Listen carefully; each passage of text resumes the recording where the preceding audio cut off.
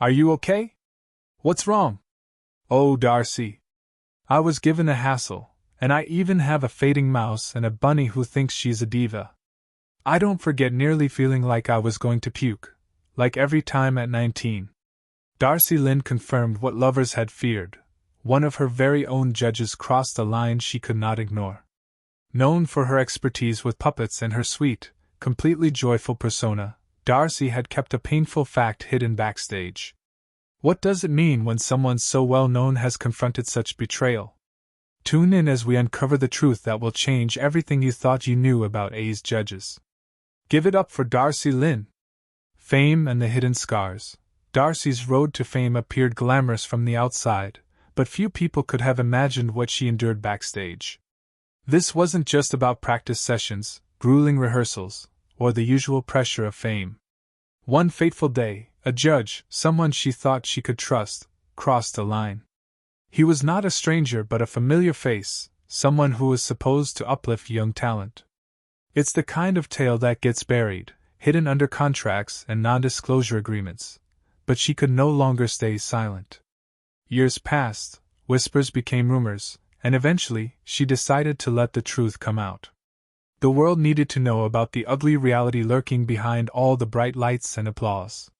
But before we reveal the whole story, it's clear that this betrayal runs much deeper than anyone could have guessed, and it might not be the only shocking truth to come. The importance of having a mentor like Gary Owen in her life cannot be understated. Gary was the type of mentor who not only brought her into the spotlight, but also taught her how to handle the shadows. He was there to train her, not just in perfecting ventriloquism but also in recognizing every person in the audience, and making them feel like they were part of her journey. Gary had been in the industry for years. He knew how harsh it could be, how talent was sometimes seen as a commodity rather than a gift. But even Gary couldn't fully shield her from what was to come. After her win on America's Got Talent, her career skyrocketed, catching the eye of powerful people.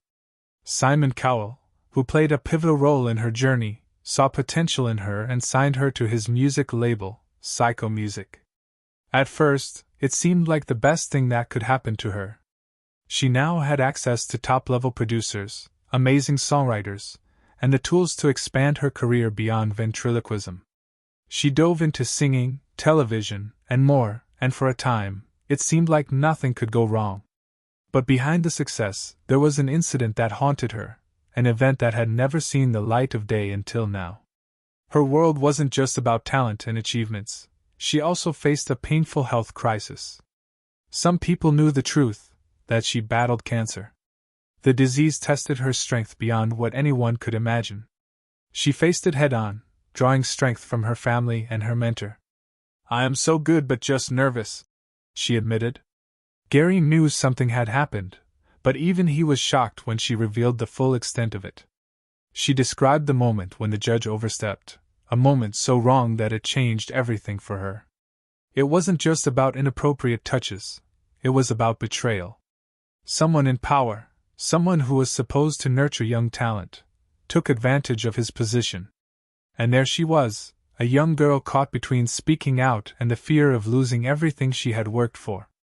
It wasn't just Simon Cowell who helped shape her career. Just as Justin Bieber had Usher and Billie Eilish had her brother Phineas O'Connell, mentors are supposed to guide young stars through the complexities of fame, not lead them into darkness. For Darci, Gary was the only rock she could lean on during those dark days. Even though she had everything, fame, money, talent, the one thing she struggled for was peace. When she finally spoke out, it wasn't for revenge. It was for every other young person who looked up to her, who dreamed of entering the industry but didn't understand the dangers lurking beneath the surface. Just as her success continued to grow, the pain she tried to hide kept resurfacing. "I watched on YouTube, Terry Fader, who won America's Got Talent in a different season. He's another famous ventriloquist," she once said. The harsh truths of Darci's rise were undeniable. Simon Cowell, known for his sharp criticism, saw something special in her and took her under his wing. Joining his music label gave her the chance to learn from the best, but it also placed her in environments where people like the judge existed. After years of silence, she finally decided to tell her truth, and it shook the very foundation of what people thought about her career. She wasn't just a puppet master, she was a survivor. A young woman who had to fight, not just cancer, but an industry that was supposed to support her. Her involvement in cancer awareness and charity work shows her resilience. Despite her fame, her true legacy is about the incredible change she continues to inspire. The Toby Keith Foundation supporting kids with cancer became more than just a charitable act. It was her way of turning her pain into something meaningful. It was a reminder that even though she had faced dark moments, she chose to bring light to others. In a world where people tend to see celebrities as untouchable, she wanted to show that she was just as vulnerable as anyone else. And when she finally opened up about what the judge did, it made her all the more human, someone who had been wronged but chose to rise above it. It's easy to look at someone like her and see only the success, the puppets, the songs, the fame. It's all part of the package. But it's also important to remember that behind every performance, there is a person. Behind the applause, there was a young girl who faced challenges that most adults wouldn't be able to handle. She fought her way to the top not just with talent but with grit. And despite those who tried to take advantage of her, she chose to fight back. She chose to take control of her own story, and that's what makes her truly inspiring. As she continues her career, she's not just entertaining, she's standing as a beacon of hope for others. It's no longer just about ventriloquism or singing, it's about using her platform to speak about issues that matter. She was expected to smile, be the perfect role model, and make everyone happy, all while dealing with her own personal struggles. As a teenager, it wasn't just about talent, it was about trying to grow up under the scrutiny of millions. She wasn't just managing the demands of her career but also navigating the complexities of adolescence. The pressure to perform, the constant travel, the rehearsals, it all took a toll on her well-being. And then there was the judge, the one who crossed the line. It wasn't something that happened suddenly but rather an accumulation of moments that made her uncomfortable. He was always there, offering her advice, giving her compliments that seemed harmless at first but gradually became more invasive.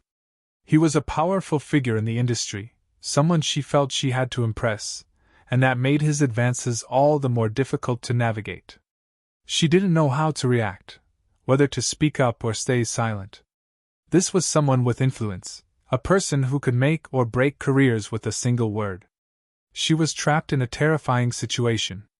As her fame and responsibilities grew, she realized that not everyone around her wanted the best for her. Yeah, a bit, also, right? It'll be a lot of fun, I mean, the crowd is here, she once said, masking the reality of what she was facing. A rising star with a dark story, she tried to dismiss the uncomfortable moments, telling herself it wasn't what she thought. She focused on her work, on her performances, on trying to meet the expectations of her growing audience. But it wasn't easy.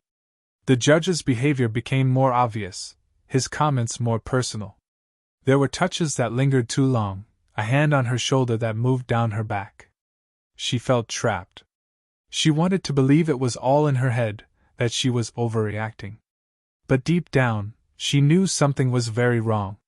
While all of this was happening, her career was still on the rise.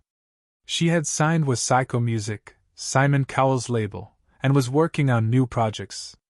She was recording songs, making appearances, and expanding her talents beyond ventriloquism. From the outside, it looked like she was living the dream, touring the US, performing in sold-out venues, meeting celebrities, and making a name for herself in the entertainment world. But behind the scenes, she was struggling. The trauma of what had happened with the judge weighed heavily on her. There were days when she didn't want to get out of bed, let alone perform in front of thousands of people. The demands of her career left her with little time to process what had happened. She was constantly on the move, traveling from city to city with barely any time to rest. She felt isolated, unable to talk to anyone about what she was experiencing. Her family was supportive, but they didn't know the full extent of what had happened. She didn't want to burden them, and she feared that if she spoke out, her career would be over.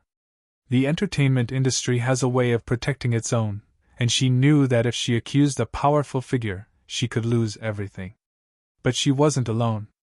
She had Gary Owen, her mentor, who saw that something was wrong.